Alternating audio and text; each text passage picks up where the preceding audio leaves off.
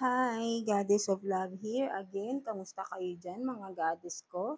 Anong meron sa inyo today, no? So, another short reading tayo for the air signs, Gemini, Libra, and Aquarius. So, tignan natin anong message sa inyo ng inyong person, ng inyong inner self, and from universe din, no? So, tignan natin, no?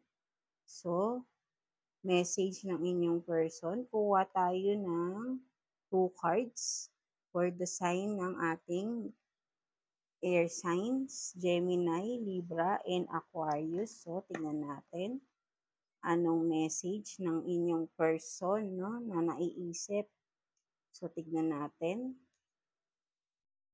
You have this, you speak to me through music, no? So, for some of you, no, naaalala ka ng person mo, no? Kapag nakakarinig siya ng mga music, no? O vice versa, no? Pwede rin kayo din, no? Naaalala nyo. So, ano pa ba? So, you have this, I hid who I really am from you, no? So, merong hindi sinasabi ang person mo tungkol sa kanyang sarili, no? So, take what's resonate, no? For some of you, meron kayong person na hindi siya totally open sa inyo, no? Kung sino man ito, kayo lang nakakaalam, no? So, maybe, pwedeng itong person na ito is nakilala nyo lang sa online, no? Pwedeng ganon. Kung ano lang yung pinapost niya, dun lang kayo nagbe-base, no? But then, behind that, baka meron pa siyang hindi sinasabi sa inyo, no? So, yeah, tingnan nyo na lang, take what's resonate, no? So, meron kayong person na naiisip kayo kapag may naaalala kayo, I mean, through music, no? And for some of you naman, meron person na hindi pa totally totoo sa inyo, no? So, medyo ingat-ingat kayo rito, no? So, meron kayong person na nakakausap ngayon na hindi totally totoo lahat yung or meron pa siyang hindi sinasabi sa inyo, no? Air sign, no? So, yeah, take what's resonate, no? So, kayo lang nakakaalam yan.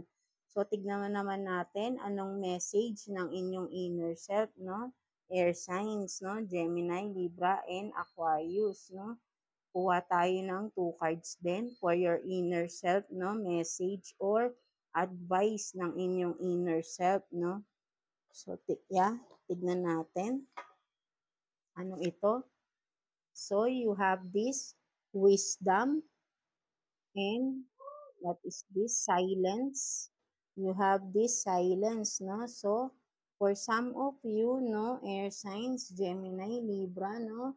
Maybe for some of you as you are, no, maano kayo, kumaga parang mahilig kayong mag-advise, pwede rin, no? With this wisdom, no? Marami ka, kumaga makikita mo, masaya. Kumaga, ito, yung bang pwedeng maano kayong tao, yung full of wisdom, di ba? Yung maano kayo sa mga paligid nyo, na sensitive kayo, na meron kayong, pag once na nagsasalita kayo, di ba?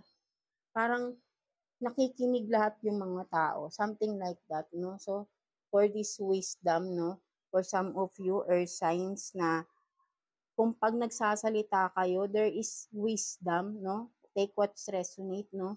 Na nakakatulong din kayo, pwede nakakatulong kayo with your wisdom, no? Pwedeng advisor kayo, no? For some of you, pwedeng ganon, life coach, no? So, ayun yung sinasabi. Parang ang sinasabi ng inyong inner self dito is continue nyo lang yung kung ano yung ginagawa nyo dahil nakakatulong kayo with others, no? Something like that, no? So, yeah, maganda naman ang sinasabi ng inyong inner self, no? And for some of you, silence daw. So, for some of you, maybe sinasabi ng inyong inner self, no? Kasi makikita mo rito may susi and then may door, no? Kumbaga, silently, kung ano man tong pupunta ka kasi dito, 'di ba? I-open mo tong door. So, soon or maybe in a couple of days or medyo nangyari na for some of you, may nalaman kayong katotohanan, 'di ba? But then sinasabi ng inyong inner self is be silent muna. Kung ano man ito mga nalalaman mo, wag mo munang ipagsasabi, no? Kasi pwedeng makasama sa'yo, right? No? So, wag kang, kung ano man yung mga nalalaman mo right now, wag mo muna daw ipagsasabi. Something like that, no? Ayun yung sinasabi ng iyong inner self, no? So, I hope naka-resonate kayo dito, no, air signs, no? So, yeah, tignan pa natin ano pang meron. Message naman or advice sa inyo ni universe, mga air signs natin, no? Kuha rin tayo dito ng 2 cards, no? For the message or advice ni universe ng ating God, no? Right? So, tignan natin anong message sa inyo. So, you have this, the best of you, no? So, for some of you, sinasabi dito ni universe, ang message sa inyo ni or advice, I think, advice sa inyo ni universe, show your best, no? Don't be afraid, don't be ashamed of who you are, di ba? You are the best, then show off the best of you, no? Sinasabi sa iyo ni universe. Kumbaga dito, kumbaga makikita mo, flawless ka naman pero nahihiya ka, right? No? Parang gano'n, no?